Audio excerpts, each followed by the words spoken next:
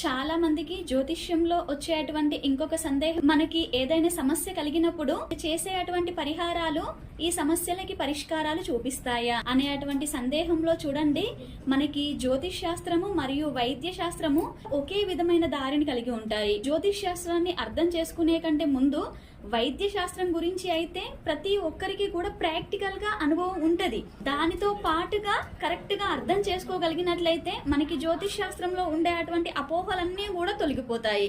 ఏదైతే ఒక చిన్న హెల్త్ ఇష్యూ ద్వారా డాక్టర్ ని కన్సల్ట్ అయినప్పుడు వారు చేసే ఒక చిన్న ట్రీట్మెంట్ ద్వారా ఆ ప్రాబ్లం అనేది సాల్వ్ అవుతుంది. అదే ఒకానొక సందర్భంలో మనము చాలా సివియర్ ప్రాబ్లమ్ తో డాక్టర్ ని కన్సల్ట్ అయినప్పుడు ఈ వెంటనే తగ్గిపోతుంది అనేసి ఏ ఒక్క డాక్టర్ కూడా చెప్పలేరు. అదే విధంగా మన జాతకంలో ఉండేటువంటి సమస్యల యొక్క ఆ తీవ్రత మీద ఆధారపడి మనకి పరిహారాలు ఎలా పనిచేస్తాయి అనేటువంటి దాన్ని మనం క్లియర్ చేసుకోగలుగుతాం.